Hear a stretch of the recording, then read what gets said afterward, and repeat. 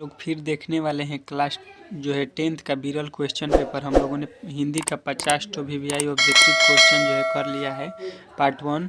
ठीक है, यदि आपने उस वीडियो को नहीं देखा है तो प्लीज़ प्लेलिस्ट बना हुआ है हिंदी का क्लास 10th का, उसमें जाकर आप लोग देख सकते हैं। ठीक है, अब ये पार्ट 2 है। 50 से जो है हम लोग 51 से अब 100 तक करेंगे। ठीक है, जो कि वीडियो लंबा होने के कारण हमने एक वीडियो में नहीं किया है हल। ठीक है, चलिए यहाँ पे 51 नंबर क्वेश्चन देखते हैं। इससे पहले यदि हमारे चैनल पर पहली बार आए हैं तो प्लीज़ चैनल को सब्सक्राइब कर लीजिए और वीडियो को लाइक कर लीजिए इसी तरह से के वीडियो देखने के लिए। कह रहा है किसके बिना प्राणी को मुक्ति नहीं मिलती, किसके बिना प्राणी को मुक्ति नहीं मिलती, ये आपसे प्रश्न पूछा गया है। ठीक है, तो इसका जो है उत्तर आपको याद रखना है कि जो है आपको यहाँ पे पहला ऑप्शन दिया है कि दान के बिना, परोपकार के बिना, गुरु ज्ञान के बिना, सेवा के बिना।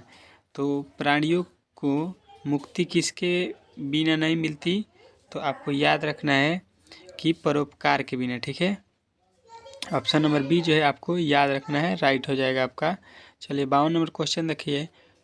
सवैया एवं छंद में सिद्ध कवि कौन है, तो ये आपको याद रखना है कि इसमें जो है रसखान जो है सिद्ध कवि है। ठीक है, चलिए अगला प्रश्न देखिए आपके सामने आ चुका है। कवि घनानंद किस भाषा के कवि हैं, तो कवि घनानंद जो है ब्रज भाषा के कवि हैं। ऑप्शन नंबर ए जो है आपको याद रखना है। ठीक है, चलिए अगला प्रश्न देखिए। कह रहा है कवि रसखान की रचना कौन सी है, कवि रसखान उनकी रचना कौन सी है, तो आपको याद रखना है Sujan Raskhan. Option number B जो है आपको याद रखना है। ठीक है, चलिए अगला क्वेश्चन देखिए। कह रहा है अक्षर ज्ञान शीर्षक कविता किस मनोवैज्ञानिक पर आधारित है, तो ये जो है अक्षर ज्ञान, ये जो है बाल मनोवैज्ञानिक, बाल मतलब आप लोग छोटे बच्चे जो है उस पर आधारित है। ठीक है, ऑप्शन नंबर सी। चलिए अगला प्रश्न देखिए। कह रहा है चिंतित, भ्रिकुटी, क्षितिज, तिमिराकिंत, नमित, नयन, नभ, वाष्पा, इच्छितित, यह पंक्ति शीर्षक मतलब किस शीर्षक पाठ से पंक्ति से लिया गया है, ये आपसे पूछा गया है। ठीक है, तो ये आपको याद रखना है कि ये कहाँ से लिया गया है, लौटकर फिर मैं आऊँगा, इस पाठ से लिया गया है। ठीक है, चलिए अगला प्रश्न देखिए। कह रहा है कवि प्रेमघन के अनुसार कौन सी विधा पढ़कर लोगों की बुद्धि विदेशी हो गई है, तो ये आपको याद रखना है कि ये आपको याद रखना है कि स्वदेशी नहीं विदेशी विद्या पढ़कर लोग क्या हुए हैं, विदेशी की तरह घुल मिल गए हैं। ठीक है, ऑप्शन नंबर ए जो है आपका राइट हो जाएगा। चलिए अगला क्वेश्चन देखिए। वियोग में सच्चा प्रेमी जो वेदना महता है, इसके चित्त में कौन से विभिन्न तरंगों के उनका चित्रण किस कवि ने किया है, तो ये आपको याद रखना है ये कौन से कवि हैं, तो प्रेम घनानंद ने किया है। ठीक है, चलिए अगला प्रश्न देखिए। आपका कह रहा है सांप्रदायिक प्रायमुक्त कृष्ण भक्त कवि निम्नलिखित में से कौन है, तो ये आपको याद रखना है कि ये जो है आपके रसखान है। ठीक है, चलिए अगला प्रश्न देखिए आपके सामने आ चुका है। कवि रसखान के किस ग्रंथ में यह संकेत मिलता है कि ये दिल्ली के पठान राजवंश के उत्पन्न हुए थे, दिल्ली के पठान राजकोट में उत्पन्न हुए थे, ये आपसे पूछा गया है। तो इसका जो है आप लोगों को याद रखना है परशुराम की प्रतीक्षा में। ठीक है, ऑप्शन नंबर ए जो है आपको याद रखना है। चलिए अगला क्वेश्चन देखिए। गुरु नानक के पिता का नाम क्या था, मोस्ट VVI क्वेश्चन है। तो गुरु नानक के पिता का आप लोगों को याद रखना है, क्या नाम होगा, नरेंद्र चंद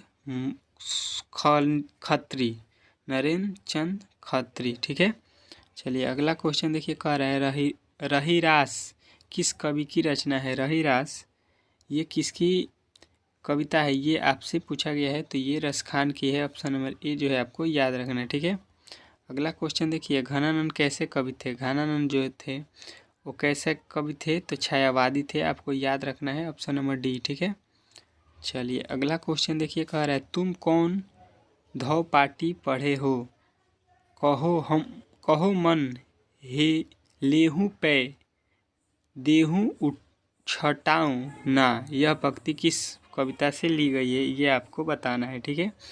तो ये आपको याद रखना है कि ये हमारी नींद से लिया गया है, ठीक है। चलिए अगला क्वेश्चन देखिए, कह रहा है रसिक समाज की स्थापना किसने की। तो रसिक समाज की स्थापना आपको याद रखना है कि किसने किया है, बद्रीनारायण चौधरी प्रेमघन, ठीक है। चलिए अगला क्वेश्चन देखिए, कह रहा है ग्रामीय किनकी रचना है, ग्रामीय किनकी रचना है। तो ये आपको याद रखना है जीवानंद दास जी की, ठीक है। चलिए अगला प्रश्न देखिए, कह रहा है निम्नलिखित में से कौन कविता रामधारी सिंह दिनकर की है। तो रामधारी सिंह दिनकर का जो है आप लोगों को याद रखना है कि जनतंत्र का जन्म, ऑप्शन नंबर सी जो है आपको याद रखना है, ठीक है। चलिए अगला प्रश्न देखिए आपके सामने आ चुका है, कह रहा है आपका अगला प्रश्न आपका क्या कह रहा है, आधुनिक सभ्यता की दुर्दांत मानवीय। तो इसका जो है आपको यहाँ पे मानवीय विभीषिका का चित्रण करने वाली कविता कौन सी है, ये आपसे बताना है। तो ये जो है अक्षर ज्ञान है, ठीक है। ऑप्शन नंबर ए जो है आपका राइट हो जाएगा, ठीक है। चलिए अगला प्रश्न देखिए आपके सामने आ चुका है, कह रहा है आपका अगला प्रश्न भग्नुदूत किस कवि की रचना है, भग्नुदूत किस कवि की रचना है। तो ये आपको याद रखना है जीवानंद दास जी का है, ठीक है।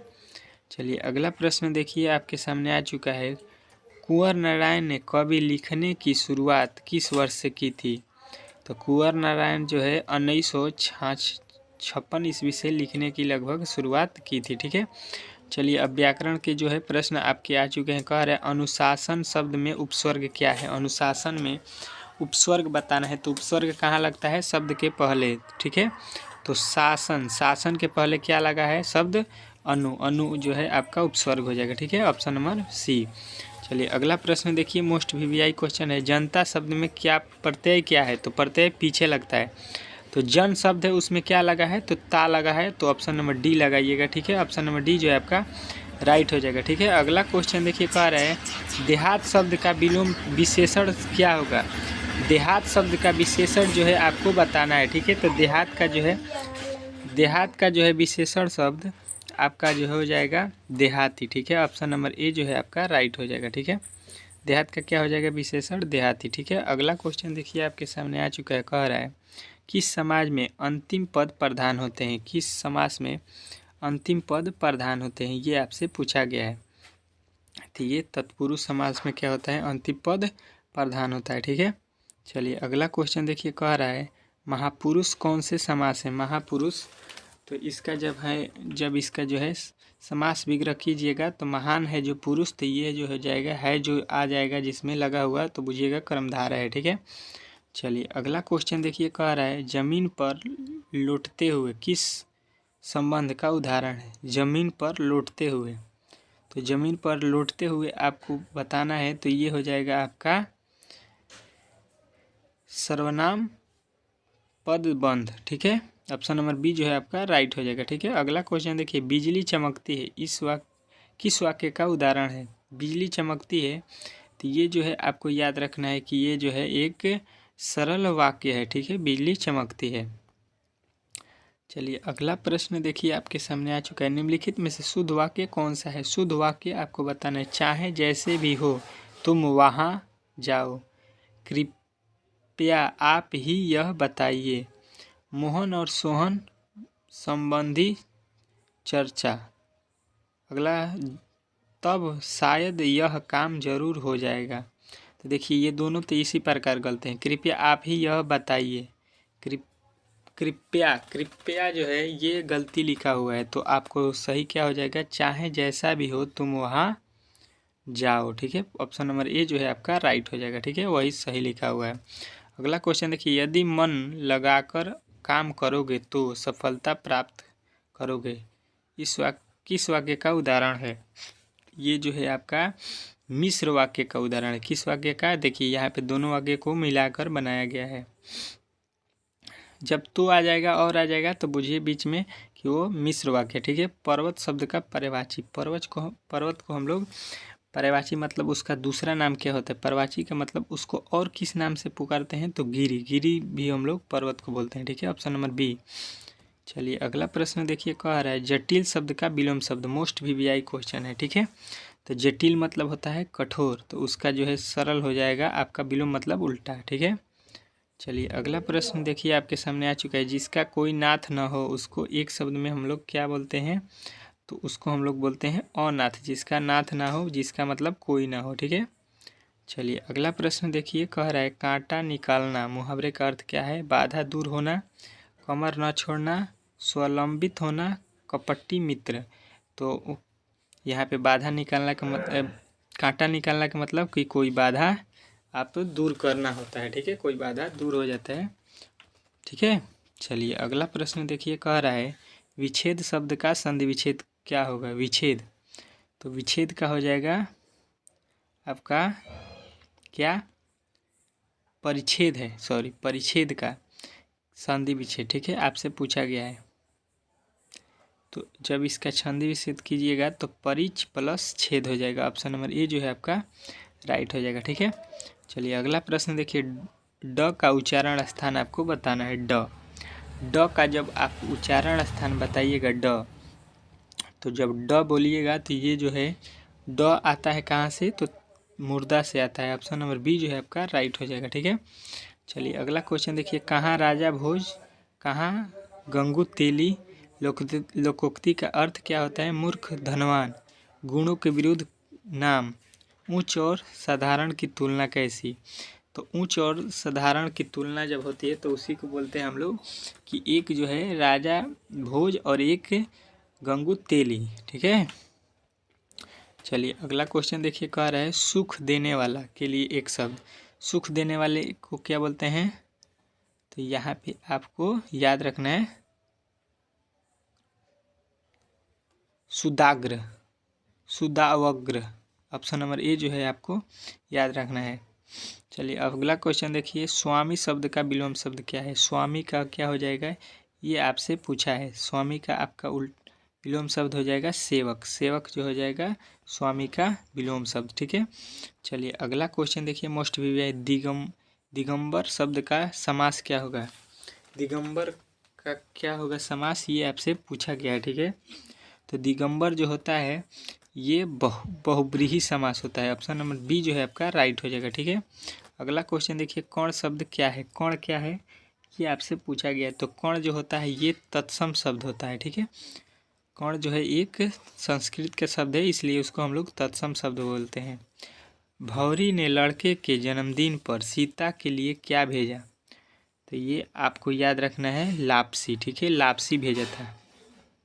चलिए अगला प्रश्न देखिए, कह रहा है लेखक सुजाता का वास्तविक नाम क्या है। तो लेखक सुजाता का आप लोगों को याद रखना है कि क्या नाम है, MS रंगराजन, ठीक है। चलिए अगला क्वेश्चन देखिए, कह रहा है सांवर दैया किस कहानी के कहानीकार हैं। सांवर दैया आपको धरती कब तक घूमेगी इसके जो है लेखक हैं, ठीक है।